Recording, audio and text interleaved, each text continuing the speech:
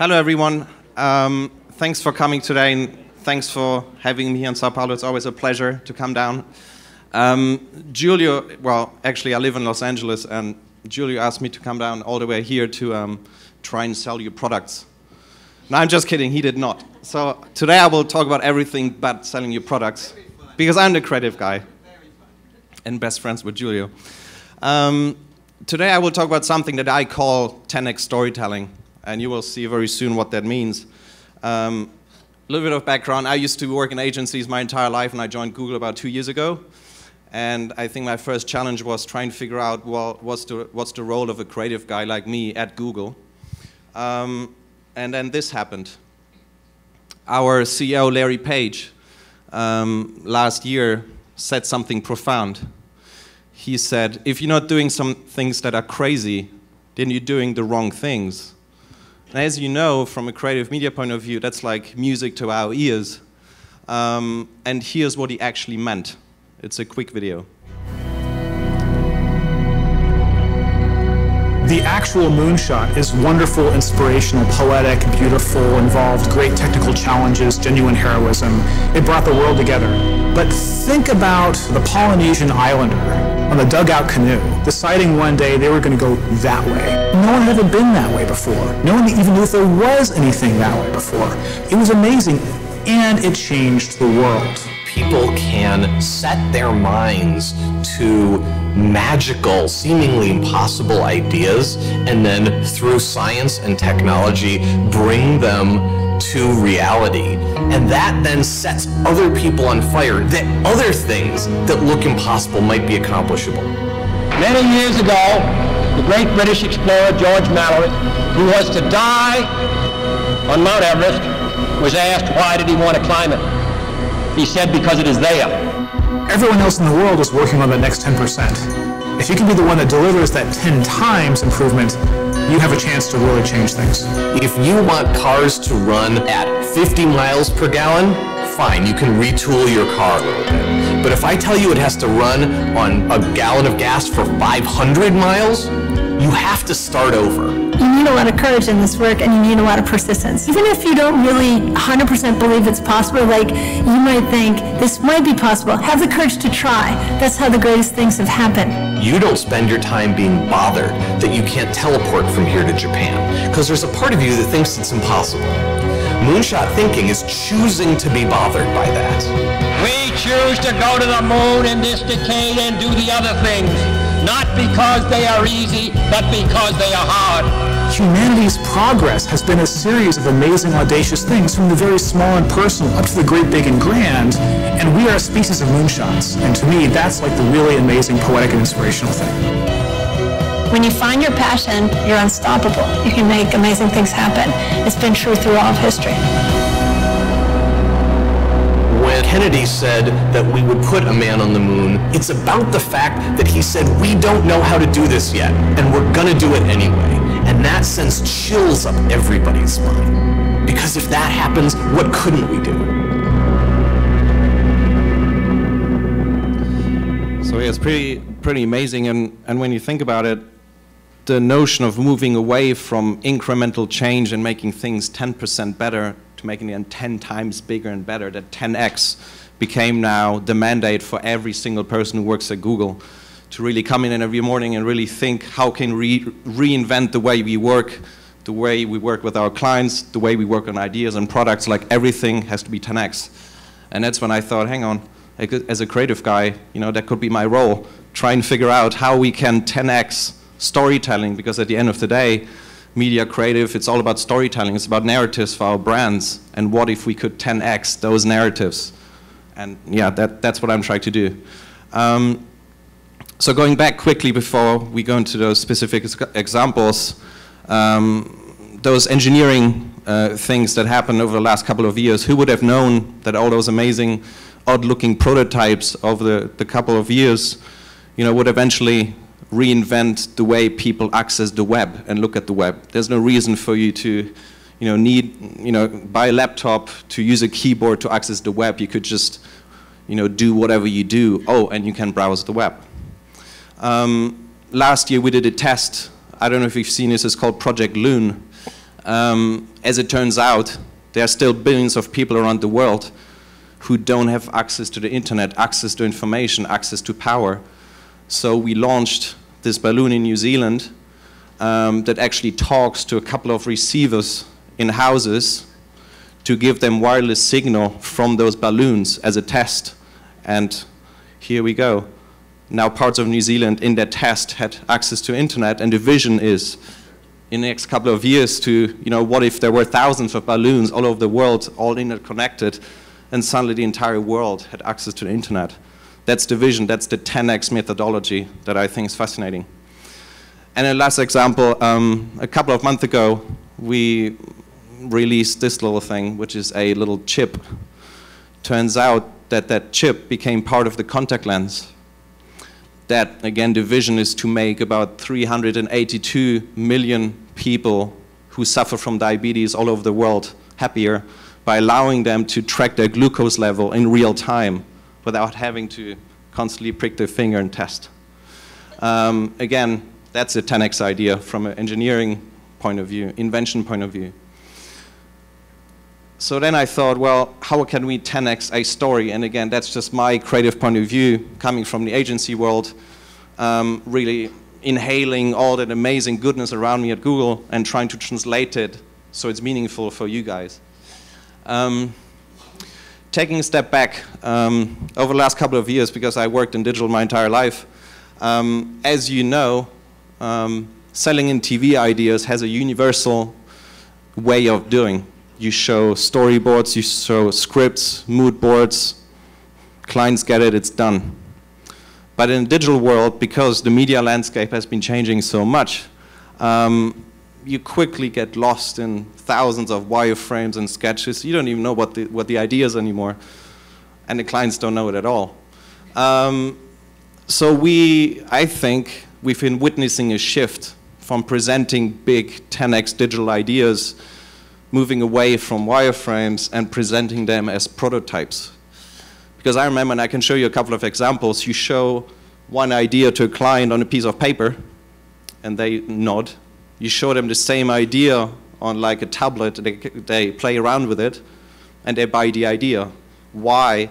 Because they can interact with it. They have an emotional connection to that physical thing they're interacting with, and that's how they buy ideas. So prototyping is something we do all the time in Google, and that's also that one single thing that's in common with all those, Google Glass, Loon, and so forth, with big 10x ideas in the advertising world.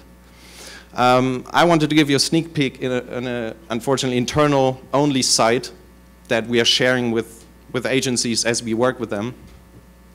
Because my little team, I hired a designer, a prototyper, we make things all the time. I think my prototyper is like the best job in the world because he just comes in and just plays with our technologies, looks at our clients and just works with them and experiments and reinvents new forms to deliver those narratives. And so each of those tiles represents a unique prototype using our APIs because they just lie around. How can we reinvent the way, you test drive a car using Street View, or how can you, early experimentation with Google Glass. So those are all the things that we're currently working on. And the objective is failing fast and learning fast, because if you don't fail, you end up being 10%. And it's really easy to do 10%. And it's really hard to do 10x because, as you know, asking a client to take risks, that's like a full-time job in itself. And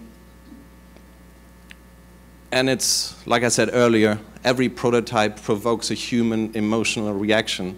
You buy or kill an idea based on how that idea makes you feel. And that's what prototypes do really well. And here's one case study that I think really celebrates that notion of prototyping. Early last year, we started working with Saatchi & Saatchi in Los Angeles. They approached us with a cool idea they had for Toyota. And the vision was, how can we reimagine the way people buy a car online? Because as it turns out, you go to every single car manufacturer out there, and it's all the same. You pick the colors, you pick the wheels. There's no differentiation between any brands. So Toyota wanted to reimagine that with us. At the same time, we started working with the guys in London, our teams in London, who also prototype a lot, and in this case, they prototyped around Google Hangouts, which we all know is, live streaming software. But as it turns out, you can just replace the live stream, the live video stream, and pretty much put in there whatever you want. And then suddenly, Sachi's big idea, as we're evolving the prototype, put together, became the solution. Again, we showed this prototype, which is a Hangout-based social configurator, where you can invite your friends to pick the colors, the wheels, the environment, because at the end of the day, buying a car is sort of a big deal. So what if you could design it together with your friends? And we shared it with the clients, and it was done deal. We were in production. After that meeting, we went back to the storyboard. So our guys supported the agency who created all those wireframes, who crafted all those things. So we consulted along the way. Their designers started designing the first screens and again, it was all based on a prototype, so it was functional from day one. You could invite another person and suddenly you see two little cursors, playing around the car. So it was a very simple thing that evolved more and more, that morphed into this thing that ended up being shown at Google I/O, which is our biggest conference of the year, which was a big deal for Toyota. It's like one of the very few advertisers and brands to actually be invited to I/O to showcase this thing that also celebrates Hangouts. And in, I think, the end of February, the Toyota Collaborator launched. It was a real thing, and here's the ad.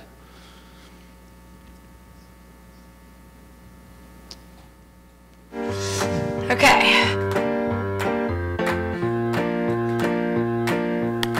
Hey, sis. How are you? So, let's get started.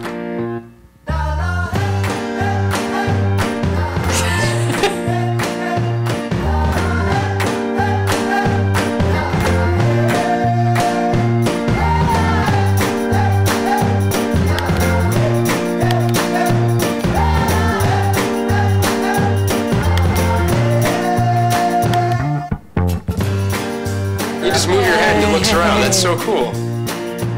Let's do the test drive. This is amazing. Hi, my name's David. How can I help you guys today?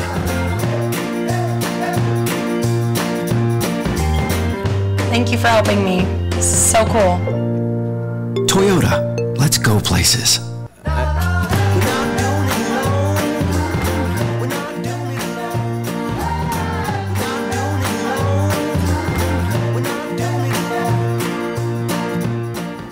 And I think from a creative point of view, it's always good to know when you launch those crazy things that from a client point of view, they're effective. So when you look at the stats before the configurator was powered by that idea, the average time spent at Toyota on that configurator was 3 minutes, and after that it was 6.5. So it more than doubled the time that people engaged with the brand and with this experience. So I think that checked the box. We also piloted it with 1 or 2 dealerships in San Francisco. It's rolling out for other dealerships and cars. So I think we created this living, breathing platform where the ad almost becomes like an invitation to explore further and engage further. Here's another random thing we did. And again, I will show you a couple of examples for the automotive industry, but there's no reason why you couldn't apply that kind of ideation process to pretty much any vertical out there. Our guys experimented with Street View and trying to figure out if there's a way to embed rich content into Google Maps. Could you tag places with YouTube videos or music or things, and it is possible. At the same time, we actually started working with our friends at TBWA in LA as well as Critical Mass in Canada on a new campaign for the Nissan Rogue. And the idea they had was the Rogue can make the ordinary drive into an extraordinary experience. And with that in mind, with that prototype that you saw that allows you to insert 3-dimensional objects into an experience, we actually started working with them, especially Critical Mass, who crafted the entire experience. And we created an idea called the detour. And the detour reinvents the way you can test drive a car online. Because the insight is no one wants to go to the dealership, so how can you make people experience the car before they even go there? So the idea is you can pick any A point, any B point, and you press go. And it grabs the images from Street View to create a piece of film that's personalized to who you are and where you want to go. So in this case, they're just, pre-rendered routes because it's easier to present. So in this case, we're picking San Francisco. So within San Francisco, it's very subtle. So within San Francisco, you got the A point, which is at the Embarcadero, and the B point is somewhere near the Golden Gate Bridge. So let's assume you picked those points. And all you have to do as a consumer, you have to push one button.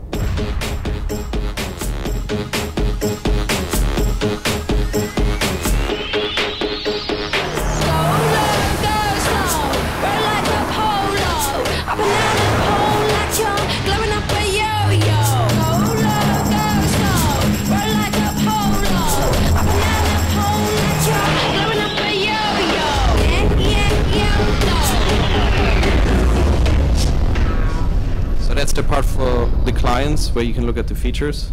So click and drag.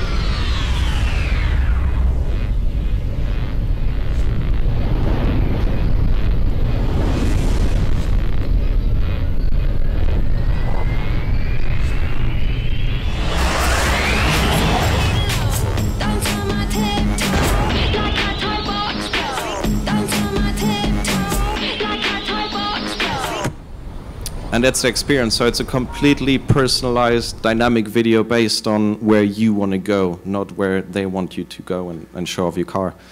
And in terms of the process, we worked with TBWA. They came up with a big idea. They were writing the scripts for the TV spots, critical mass, the digital work, and it all just, magically somehow all, became one piece. So it's like one big idea. And the pieces from the TV spot became part of the digital experience and vice versa. So it was, again, pretty amazing thing to do. And here's another random prototype. And again, you work on, you're experts at your brands. And when you look at those ideas, look at them under the lens of your brands that you're working with. Google Glass, even internally at Google, is a hot subject because it's not out yet. We don't know when it's going to go out. But it doesn't mean we can't do early experimentation to really test the boundaries of the technology where it could be going once it is out. Music festival. We all know the problem of going to a music festival with 10 friends, and probably within the first 5 minutes you probably lose all of them because it's just a mess. So what if you created a people finder through Glass?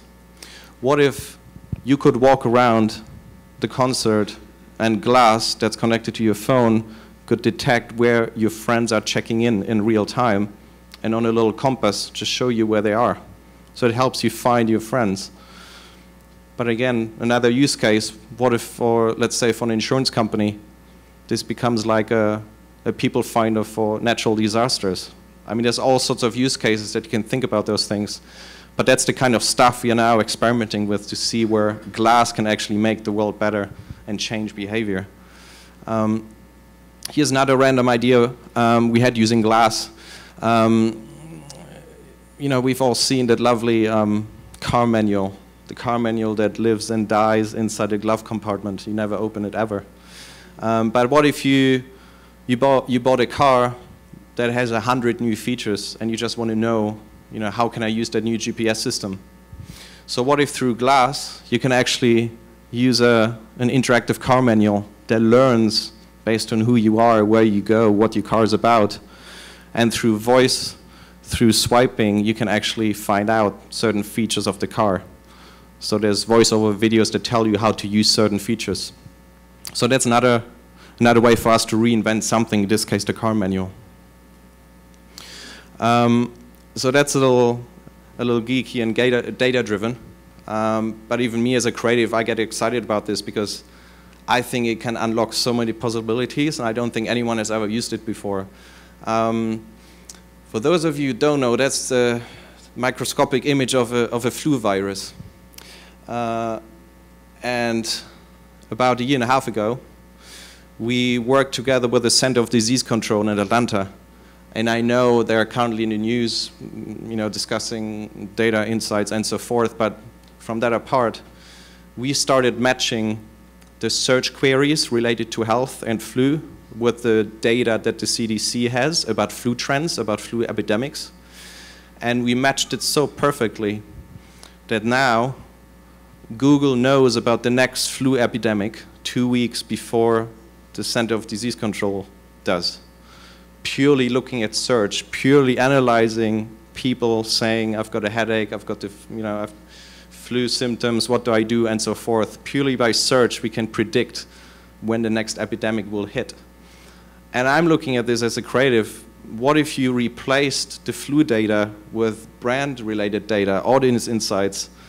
Does it mean that that system, that again is just an API, any developer can use it and abuse it, what if that system could spit out amazing human-centric insights about the target? You can almost produce stuff ahead of time, and then when those things hit, you just press go, and you publish the content. So it's almost like turning your brand into like a publisher of content based on that little algorithm that's just sitting there. So that's, again, something I want to experiment with, and my team is looking at this, and I just think it's fascinating. We talk a lot about, you show a lot of cool stuff. What are actual, 10x stories that I would say, or Google would say, I wish we had done that. And obviously, Mark showed this thing earlier, I showed again, but the fact that I don't even have to tell you what brand that is, to me, means that's 10x, because it appeals to people beyond the tiny bubble called the ad industry. It's like the world knows about this. If you create something that goes well beyond your industry, that the world talks about, that to me is a 10x idea. The fact that those guys didn't even bother, submitting it to all those award shows, to me is a manifestation of this isn't about awards or a campaign or whatever. This is, moving the human race further in terms of, how far, how deep, how quick he can jump. And then I'm sure you will like the next example. The next example is an example that I show back home about, you should be doing this. And I'm sure you've all seen it. So it's about what our friends at Ogilvy did here for the football club of Recife, and I'm sure you've all seen it. The idea of the donor card, around the idea of, immortalizing fandom and moving, passing on your fandom to future generations. As it turns out, over 51,000, people have already signed up to pass on, their Recife pumped, parts whenever they pass away.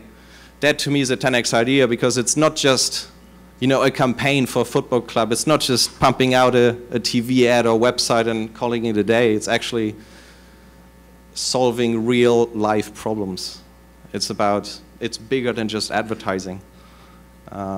So that to me, I show all the time, because that to me is aspirational and just big. And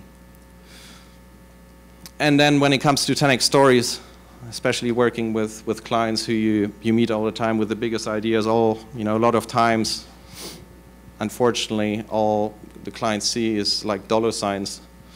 But I think it doesn't have to cost $1 million to do any of those ideas, well, with the exception of Stratos, I would say. It's about how can you actually build those. Before I was a creative, I was sort of a developer. I like code, and I made stuff. And I realized that actually now, it's 2014, I don't think there's a need to almost reinvent the wheel or build anything from scratch. There's so much code out there, Google code and other code. Just hire a smart developer. He can just grab those free existing pieces, just mush them together, and you can build whatever you want to build, really. So for most cases, you can just recycle everything. So I want to show you a couple of examples where the experience itself seems so complex, so huge, but when you just lift the layer, I will tell you what's behind it. A few years ago, we worked on this thing called the Art Project, and the vision was to democratize the way you experience art. When you think about the Mona Lisa in Paris, you know, that's only good for people who live in Paris, but what about us who live here or in the States or wherever? Everyone should have the right to go up that close to the Mona Lisa and look at it. And that was the vision for this project. I will press play.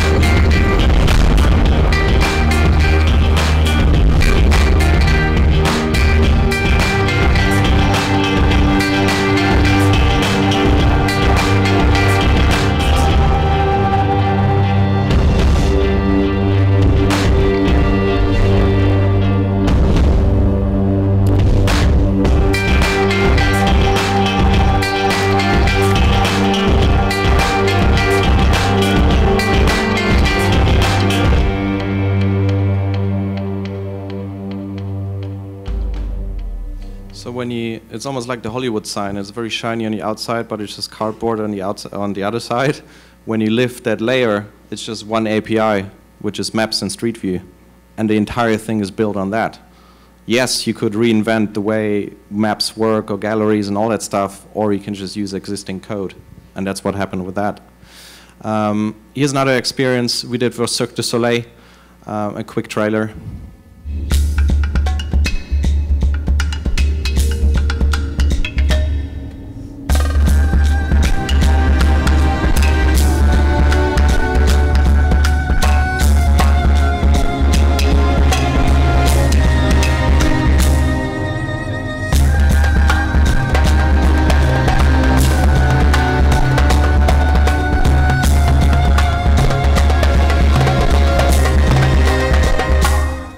It's one piece of code. It's called Gesture API.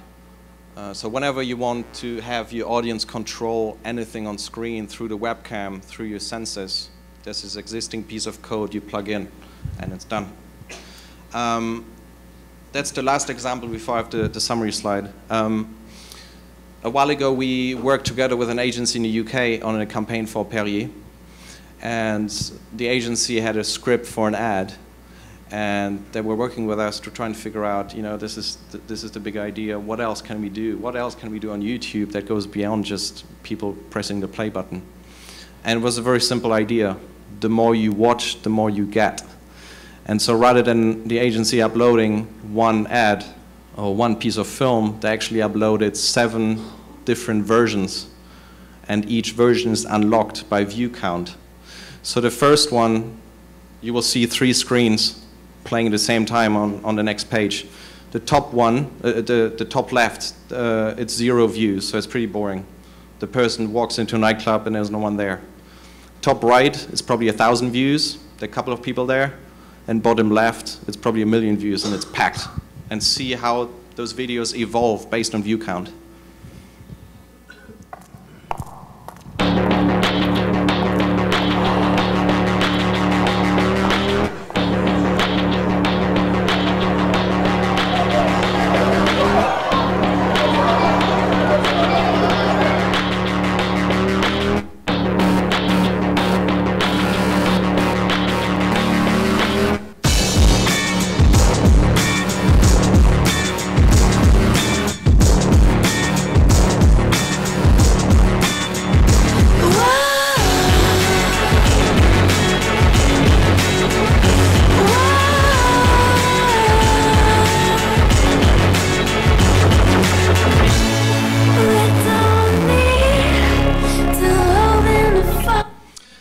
So you get the idea. I mean, it's such a simple idea that those guys had. The more views you get, the more you show. I mean, the fact that people engage 6 times as much with the brand as before, I think was amazing. And so that's my last slide. As like a summary, I don't think there's a need to reinvent the wheel in terms of coding. There's so much stuff out there you can just grab and build. When it comes to technology and digital in general, I think it's all about humanizing technology. It's about making people feel in a certain way through technology. Embracing and celebrating prototyping. You have an idea, cool, everyone loves it. You take it just one step further and make something. That, I think, is magical. And then thinking about, you know, Stratos or the donor card, I think our ambition should be solving business problems or human-centric problems, not just marketing problems. Because I don't think marketing always solves the business problems. So that's what how I would summarize the key takeaways. But I have a lot more to show you, but maybe after this presentation. Because my friend over there says it's 1 minute over, so thank you.